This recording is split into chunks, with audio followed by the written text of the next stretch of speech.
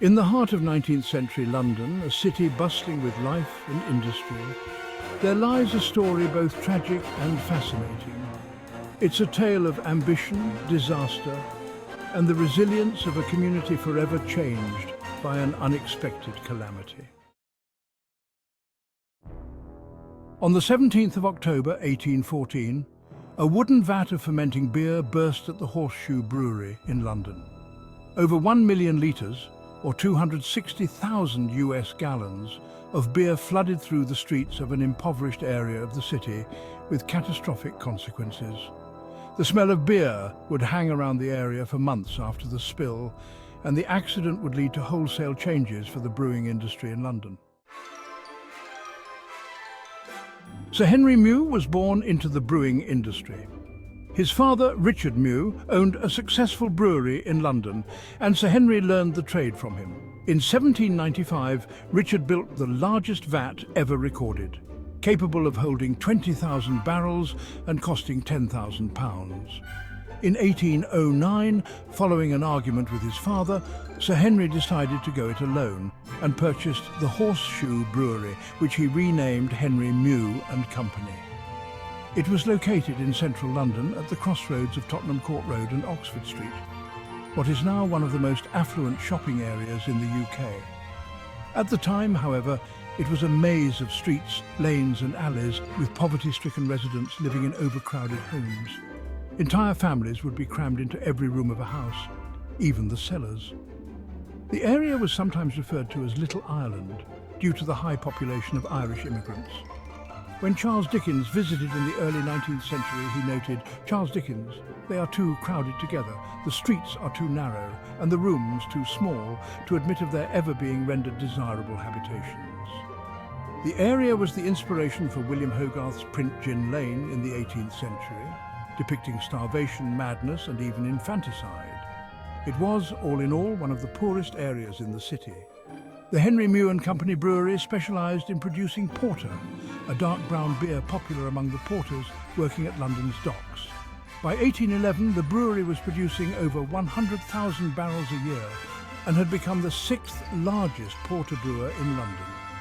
Flush with success, Mew and Company merged with the Clowes and Company Brewery in southeast London and began to expand throughout the city.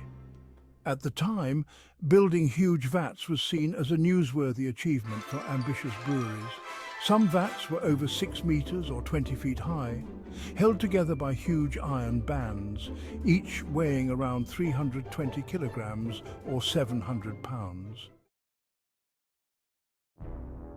On the afternoon of the 17th of October 1814, the storehouse clerk of the brewery, George Crick, was performing some routine checks. He noticed that one of the iron bands holding together a vat of beer had slipped. This wasn't a major cause for alarm, as it happened fairly often. However, George informed his supervisor anyway and was confidently told that no harm whatever would ensue. The vat in question was 6.7 metres or 22 feet tall and weighed around 33,000 kilograms or 33 tons. It contained around 580,000 litres or 154,000 US gallons of beer. At 5:30 p.m, the out-of-place iron band slipped off completely, and this massive vat burst open, immediately flooding the brewery and bursting open other, smaller barrels as it did so, adding yet more liquid to the flood. Some reports suggest the total amount of liquid was around 1.5 million litres, or around 400,000 US gallons. George Crick. I was on a platform about 30 feet from the vat when it burst. I heard the crash as it went off and ran immediately to the storehouse where the vat was situated. It caused dreadful devastation on the premises. It knocked 4 butts over and staved several as the pressure was so excessive. Between 8,000 and 9,000 barrels of porter were lost. The sheer force of this wave of liquid smashed through the wall of the factory, which was 2.5 bricks thick, and sent the wreckage crashing down on Eleanor Cooper, a 14-year-old servant working in the Tavistock Arms pub adjacent to the brewery. Eleanor was the first person to lose her life in the flood. The beer flowed out into New Street, a cul-de-sac outside the building with very little drainage. The wave of beer, 4.6 metres or 15 feet high, crashed into the houses on the street, destroying 2 of them. A 4-year-old girl, Hannah Bamfield, was having tea with her mother in one of these houses. The wave of beer swept them onto the street, killing Hannah instantly. In the basement of the other destroyed house, a wake was being held for a 2-year-old boy who had died the night before. All 5 mourners present were killed when the basement flooded with beer. The land around the brewery was flat and low-lying, which combined with poor drainage in the area meant that the liquid flowed into many cellars and basements. The people living therein had to flee to higher floors or even clamber up onto furniture to escape the tide of porter. Another child, 3-year-old Sarah Bates, could not be saved from the flood and also perished.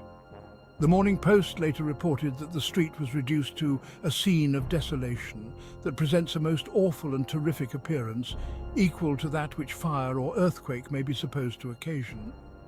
In the brewery, the flood was about waist-high. Workers were pulled out of rubble by a large number of people that flocked to the scene to help. Some employees of the brewery were taken to the hospital, but no workers died as a result of the accident. In the aftermath of the disaster, many rumors circulated about what had happened, with some people asserting that further deaths had occurred due to local residents collecting the spilled beer and drinking to excess. Reports from the time, however, indicate that this was not the case, with accounts instead remarking on how calm people remained as they assisted with the rescue effort. Once all rescue attempts had run their course, hundreds of people visited the area around the brewery to look at the broken vats and the destruction left behind. The brewery started charging people to enter the premises to get a better look. At the same time, the families of the deceased laid out the bodies of their loved ones in a nearby yard, and the public gathered there to view the bodies and donate money for funeral expenses. Thank you for watching, and don't forget to subscribe to our channel and to smash that like button.